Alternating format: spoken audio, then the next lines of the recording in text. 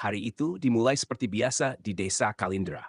Angin lembah membawa aroma rumput liar dan sinar matahari pagi menyapu ladang gandum yang bergoyang perlahan. Bagi Aaron, semuanya terasa monoton. Ia duduk di atas pagar kayu di pinggir desa, memandang jauh ke pegunungan gelap yang selalu membuatnya penasaran sejak kecil. Bermimpi lagi Aaron, suara seorang gadis memecah lamunannya. Aaron menoleh dan menemukan Kira, sahabatnya, membawa keranjang penuh buah beri. Rambut coklat gadis itu berkilau di bawah matahari, tetapi ekspresinya selalu serius. Aku hanya berpikir, jawab Arin sambil melompat turun dari pagar. Apa yang ada di balik gunung itu? Mengapa orang-orang desa selalu melarang kita mendekat? Karena itu tidak penting, Kira menjawab tegas. Kita punya cukup masalah di sini. Hutan sering didatangi binatang buas, dan ladang kita tidak selalu cukup untuk musim dingin. Mengapa kau harus peduli pada sesuatu yang tidak bisa kita lihat? Arin mendesah. Mungkin karena aku merasa ada sesuatu di sana. Sesuatu yang menunggu untuk ditemukan. Sebelum Kira sempat menjawab, suara gemuruh tiba-tiba terdengar dari arah gunung. Tanah bergetar halus, cukup untuk membuat burung-burung terbang berhamburan dari pohon-pohon. Semua penduduk desa keluar dari rumah mereka, menatap ke arah yang sama, puncak gunung yang kini diliputi awan gelap dengan kilatan cahaya oranye. Apa itu? Tanya Arin dengan suara bergetar. Warga mulai berbisik. Beberapa di antara mereka berlutut, berdoa pada dewa-dewa kuno. Yang lain berlarian ke dalam rumah, seolah mencoba melupakan pemandangan aneh itu. Tapi Arin tidak bisa berpaling. Mata birunya terpaku pada kilatan cahaya yang makin lama makin terang. Kemudian ia mendengar sesuatu. Bukan suara gemuruh biasa, melainkan sebuah raungan rendah, dalam dan kuno, seperti suara dari dunia lain. Itu adalah suara naga. Mustahil, bisik Arin, meski hatinya mengatakan sebaliknya. Arin, jangan berdiri di situ, seru Kira, menarik lengan pemuda itu. Tapi Arin tidak bergerak. Ada sesuatu dalam raungan itu yang memanggilnya, sesuatu yang ia rasa ditujukan hanya untuknya. Malam ini, aku akan pergi ke gunung, kata Arin tiba-tiba. Kira menatapnya, seolah ia sudah gila. Kau bercanda kan? Tidak ada yang pernah kembali dari sana. Aku tidak bercanda. Arin memandang Kira dengan tekad yang tak biasa. Aku harus tahu apa yang terjadi. Aku merasa ini adalah sesuatu yang harus kulakukan.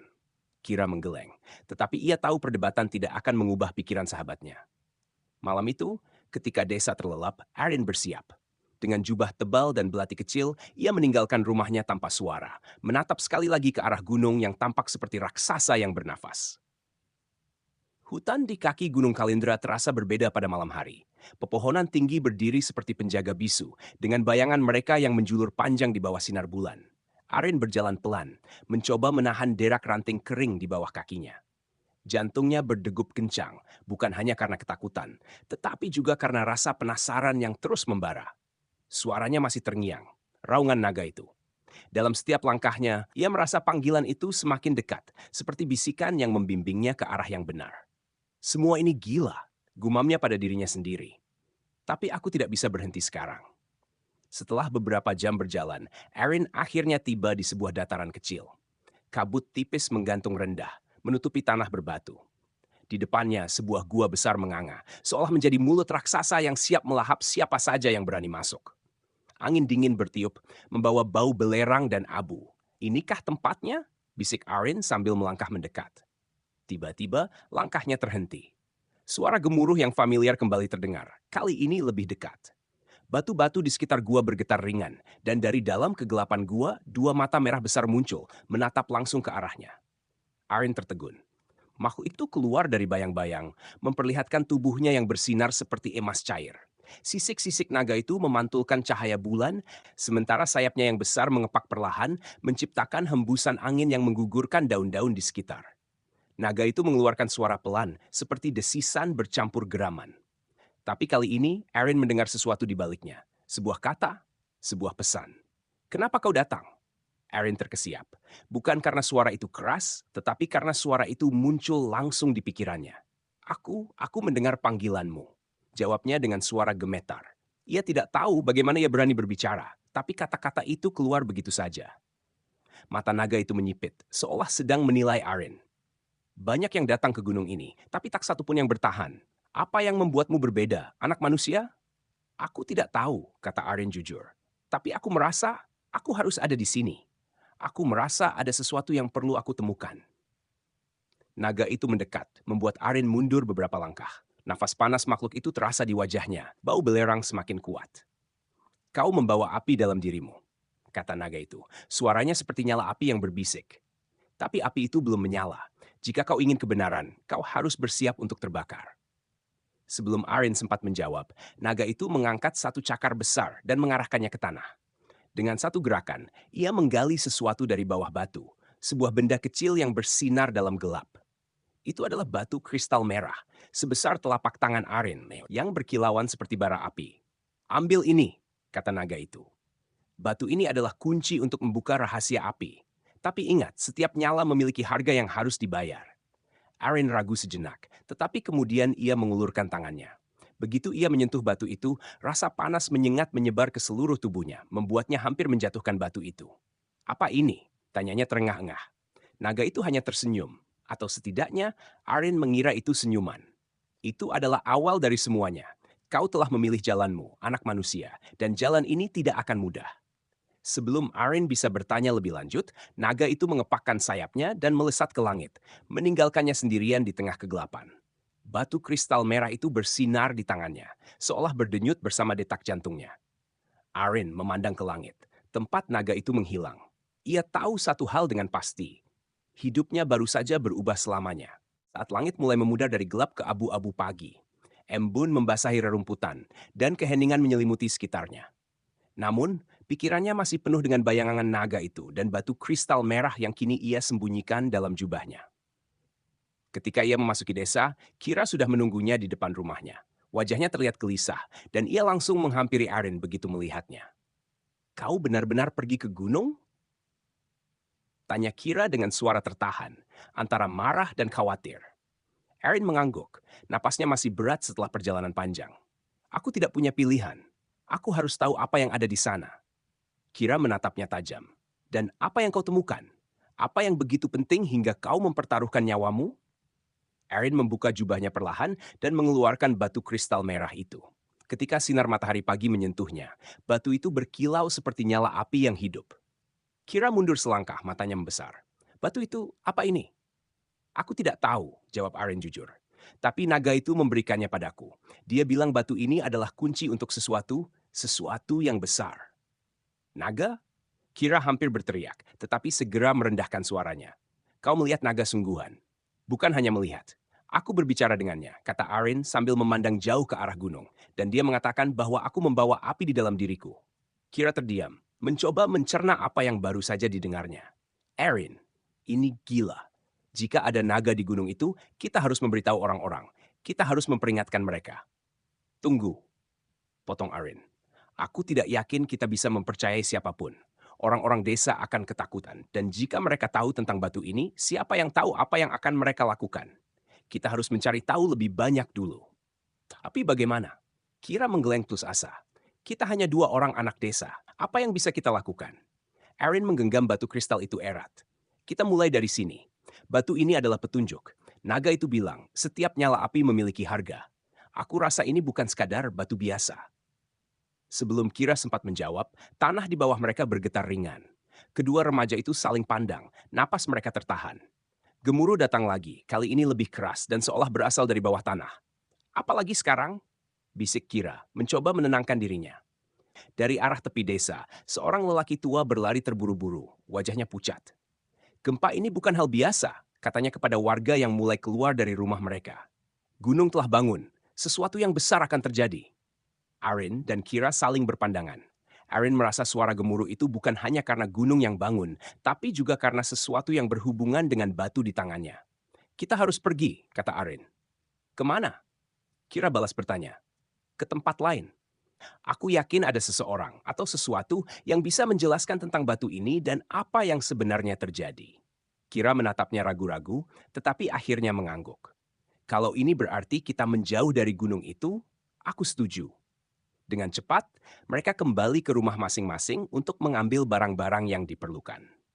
Dalam waktu singkat, Arin dan Kira meninggalkan desa Kalindra, menyusuri jalan setapak menuju dunia yang belum pernah mereka jelajahi. Namun, mereka tidak tahu bahwa perjalanan ini akan membawa mereka pada rahasia yang jauh lebih besar dari yang pernah mereka bayangkan. Rahasia tentang api, naga, dan masa depan yang bergantung pada mereka berdua. Matahari mulai naik tinggi ketika Arin dan Kira meninggalkan desa Kalindra. Jalan setapak yang mereka lewati terasa sepi, dikelilingi oleh padang rumput yang meluas hingga ke kaki hutan. Meski udara pagi sejuk, Arin bisa merasakan panas dari batu kristal merah di sakunya, seperti bara api yang tidak pernah padam. "Kau yakin kita menuju ke arah yang benar?" tanya Kira, memecah keheningan. Arin mengangguk perlahan. "Aku tidak tahu pasti, tapi batu ini seperti memanduku. Semakin jauh kita berjalan, semakin aku merasa kita mendekati sesuatu." Kira mendesah, menatap Arin dengan ragu. "Aku masih tidak mengerti kenapa naga itu memilihmu. Maksudku, kenapa bukan orang yang lebih kuat atau lebih bijak?" "Aku juga tidak tahu," jawab Arin sambil menggenggam batu itu erat. "Tapi aku akan mencari tahu." Perjalanan mereka membawa mereka ke hutan lebat. Pohon-pohon tinggi dengan daun-daun lebat menutupi cahaya matahari menciptakan bayangan yang gelap dan misterius. Suara burung-burung dan gemerisik dedaunan menjadi satu-satunya pengiring langkah mereka. Namun rasa tenang itu segera hilang.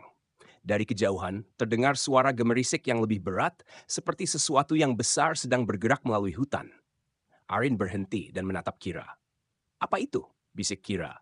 Tangannya meraih belati kecil di pinggangnya. "Shh, tetap tenang," balas Arin pelan. Mereka bersembunyi di balik batang pohon besar, menahan napas. Suara itu semakin dekat, dan akhirnya dari balik semak-semak muncul sosok besar. Itu adalah seekor makhluk menyerupai serigala, tetapi ukurannya jauh lebih besar, dengan mata kuning menyala dan taring yang panjang. Bulu-bulunya berwarna hitam pekat, dan ada bekas luka besar di tubuhnya, seolah-olah makhluk itu pernah bertarung dengan sesuatu yang lebih besar. Kira menahan napas, matanya melebar ketakutan. Itu, itu serigala bayangan," bisiknya. Arin pernah mendengar cerita tentang makhluk itu, seekor predator legendaris yang dikatakan memburu manusia di malam hari. Tapi ia tidak pernah membayangkan akan melihatnya dengan mata kepala sendiri. Makhluk itu mengendus udara, seolah-olah mencium keberadaan mereka. Langkahnya perlahan mendekat ke arah mereka. Setiap gerakannya membuat daun-daun kering berderak. "Kita harus lari," bisik Kira. "Tidak," kata Arin sambil menggenggam batu kristal di tangannya. Ia tidak tahu mengapa, tapi ia merasa batu itu bisa membantunya. Ia mengeluarkannya dari sakunya, dan begitu batu itu terkena cahaya redup di hutan, sinarnya semakin terang. Serigala itu langsung berhenti. Matanya yang kuning menyala kini tertuju pada batu di tangan Arin. Ia mengeluarkan suara geraman rendah, seolah-olah merasa terancam. "Apa yang kau lakukan?" Kira bertanya panik. "Aku tidak tahu," jawab Arin jujur. Tapi dalam hatinya, ia merasa ada sesuatu yang harus ia lakukan. Tiba-tiba, batu itu mulai memanas, dan Arin merasakan getaran aneh di tangannya. Ia menutup matanya, mengikuti dorongan yang seolah muncul dari dalam dirinya. Dalam sekejap, nyala api kecil muncul di sekitar batu itu, bergerak seperti hidup. Serigala bayangan itu mundur, matanya membesar. Geramannya berubah menjadi lolongan ketakutan. Dalam hitungan detik, makhluk itu berbalik dan melarikan diri ke dalam hutan, meninggalkan Arin dan Kira dalam kebingungan. Kira menatap Arin dengan mulut terbuka. Apa yang baru saja terjadi? Arin memandangi batu di tangannya, yang kini kembali tenang. "Aku tidak tahu," katanya perlahan. "Tapi aku rasa batu ini bukan hanya kunci, ia juga senjata." Kira menghela napas panjang, mencoba menenangkan dirinya. "Kalau begitu, kita harus lebih berhati-hati. Batu itu mungkin menyelamatkan kita, tapi kita belum tahu apa sebenarnya yang sedang kita hadapi." Arin mengangguk. Dalam hatinya, ia tahu Kira benar. Batu itu memang memberinya kekuatan, tetapi juga membawa bahaya yang lebih besar. Dan semakin dalam mereka melangkah ke hutan, semakin ia merasa bahwa perjalanan mereka baru saja dimulai. Setelah kejadian dengan serigala bayangan, suasana di antara Arin dan Kira menjadi tegang. Mereka berjalan lebih hati-hati, mendengar setiap suara di sekitar mereka dengan waspada. Batu kristal merah yang kini tersimpan di saku Arin terasa semakin berat, seolah-olah energi di dalamnya bertambah setiap kali bahaya mendekat. "Kita tidak bisa terus begini," kata Kira akhirnya, menghentikan langkahnya. "Kita tidak tahu kemana kita pergi, Arin. Kita hanya berjalan membabi buta." Arin berhenti dan menatap sahabatnya. "Aku tahu ini tidak masuk akal, tapi aku merasa ada sesuatu yang memanduku. Batu ini rasanya seperti punya kehendak sendiri." Kira mendesah, jelas tidak puas dengan jawaban itu. Tapi sebelum ia sempat menjawab, sebuah suara asing memecah kesunyian. "Kau benar, anak muda. Batu itu memang memiliki kehendak." Keduanya langsung berbalik, mata mereka mencari sumber suara. Dari balik pohon-pohon, seorang pria tua dengan jubah coklat lusuh muncul. Rambut dan janggutnya panjang, memutih seperti abu. Ia memegang tongkat kayu yang ujungnya dihiasi batu kecil berwarna biru. "Siapa kau?" tanya Kira waspada. Tangannya masih memegang belati kecilnya. Pria tua itu tersenyum samar. "Aku seorang penjaga, namaku Tarion. Dan aku sudah menunggumu, penjinak." Mata Arin membesar. "Penjinak? Kau tahu siapa aku?" Tarion mengangguk, lalu melangkah mendekat. "Aku tahu lebih dari yang kau pikirkan, Arin. Naga yang kau temui di gunung itu adalah salah satu makhluk kuno terakhir yang masih hidup. Dan batu yang kau bawa adalah kunci untuk membangkitkan kekuatan yang sudah lama terlupakan." Arin menatap pria itu dengan bingung. "Apa maksudmu? Apa sebenarnya batu ini?" Therion menunjuk ke arah batu kristal merah di saku Arin. "Itu adalah Pyraxis, inti api abadi yang diciptakan oleh para naga tertua. Batu itu tidak hanya memberi kekuatan, tapi juga membawa takdir besar. Tapi, kekuatan itu tidak diberikan secara cuma-cuma. Setiap pemilik Pyraxis harus membayar harganya." "Harga apa?" tanya Kira tajam. Pria tua itu menatap mereka dengan serius. "Harga yang hanya bisa dibayar dengan keberanian, pengorbanan, dan tekad. Pyraxis akan menguji pemiliknya. Dan jika kau gagal, batu itu akan menghancurkanmu." Arin merasa tenggorokannya mengering. Ia mengeluarkan batu itu dari sakunya dan memandangnya dengan hati-hati. "Kenapa batu ini diberikan padaku? Aku bukan siapa-siapa." Therion tertawa kecil. "Para naga tidak pernah memilih secara sembarangan. Kau adalah penjinak. Hanya sedikit yang memiliki darah seperti milikmu. Darah yang mampu memahami bahasa naga dan mengendalikan api mereka. Tapi ini baru permulaan." Kira memotong pembicaraan. "Kalau begitu, apa yang harus kami lakukan? Kami tidak tahu kemana harus pergi atau bagaimana menggunakan batu ini." Pria tua itu mengangguk pelan. "Kalian harus menuju ke Lembah Nyala, tempat legenda naga dimulai. Di sana, kau akan menemukan jawaban atas semua pertanyaanmu. Tapi perjalanan ke sana tidak akan mudah. Banyak yang menginginkan Pyraxis, termasuk mereka yang ingin menggunakannya untuk menghancurkan dunia." "Menghancurkan dunia?" tanya Kira dengan suara tertahan. Tarion menatap mereka tajam.